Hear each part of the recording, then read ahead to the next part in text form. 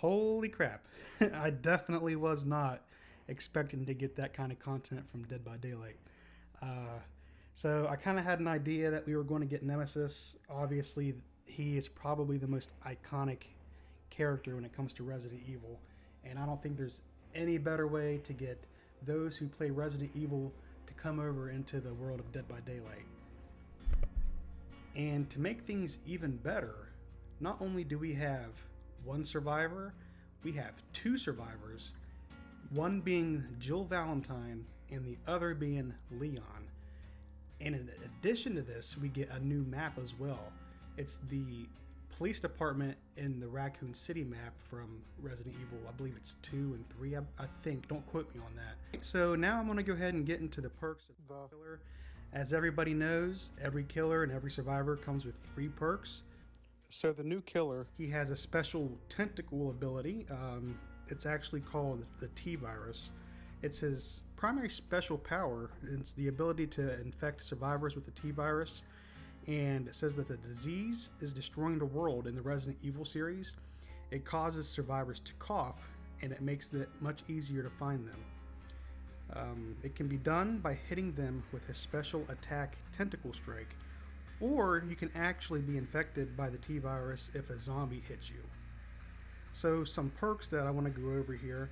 We have Lethal Pursuer, and its effect is at the start of the trial, the auras of all survivors are revealed to you for 5 seconds. Like, this is going to be a new meta perk. Every killer is going to be using it, and every survivor is going to have to be cognizant about what's going on and try not to be AFK, because the killers are going to know exactly where you're at. I can already think about it, and everybody's going to be saying it's going to be OP, so I imagine that behavior is probably going to make some changes to it, but let's hope not and see what happens. You never know anything about being OP until it actually comes out and not just being on the public test build. So the next perk I want to go over, it's called Hysteria. And its effect is whenever you put a healthy survivor into the injured state with a basic attack, all injured survivors suffer from the oblivious status effect for 20 seconds. And apparently this can only be triggered once every 30 seconds, or my bad, it's actually every 60 seconds. And after that, we have the perk Eruption. And it is after kicking a generator, its aura is highlighted in yellow. When you put a survivor in the dying state with a basic attack, every affected generator explodes, which regresses their progress by 6% and causes their auras to disappear. Any survivor who is repairing a generator when it explodes will scream and suffer from the incapacitated status effect for 10 seconds. Alright, so those are the 3 killer perks. Definitely my favorite one is the Lethal Pursuer, where you can see the auras of the survivors. Alright, so as you guys know, we have 2 survivors, and with any survivor we get 3 perks per survivor, so we got a total of 6 new perks this chapter. So the first survivor I'm going to go over is Jill Valentine. We got the perk Blast Mine. Its effect is that this ability only activates after completing at least 66% of repair progress on generators. It installs a trap that reveals the aura of the generator to all other players. When the killer damages a trapped generator, it stuns them and blinds anyone nearby. Only one trap can be active on a generator. Wow, so it's going to be a new way of blinding the killer. That's pretty badass. Alright, so the next one we have Counterforce.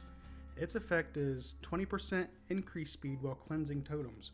After cleansing a totem, you see the aura of the totem furthest from you for 2 seconds and receive an additional 20% speed boost to cleansing totems for the remainder of the match.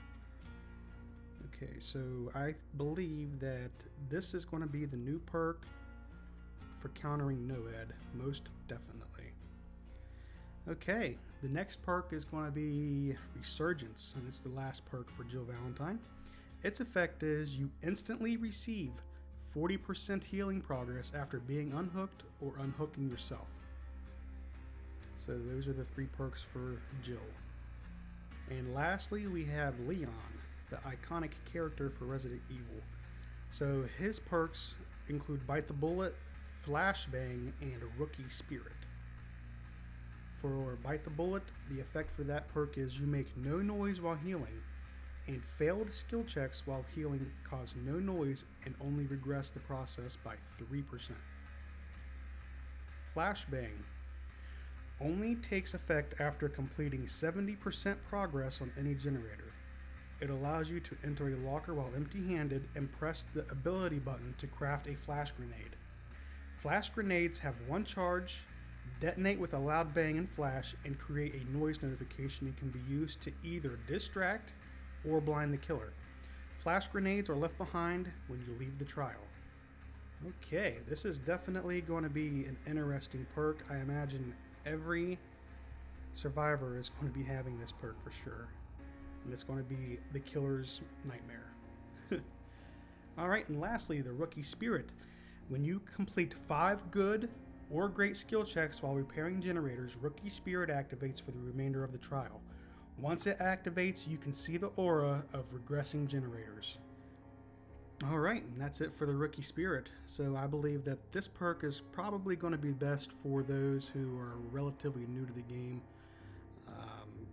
It's going to make it easier to find those generators, especially the ones that are being worked on. You know that a killer that keeps going back and regressing the same generator, that generator is probably going to be pretty close to being done if the killer is that worried about it. Alright, so that'll be it for this video. I hope you guys enjoyed, and I can't wait to see you guys in the fog with the Nemesis. Have a good day.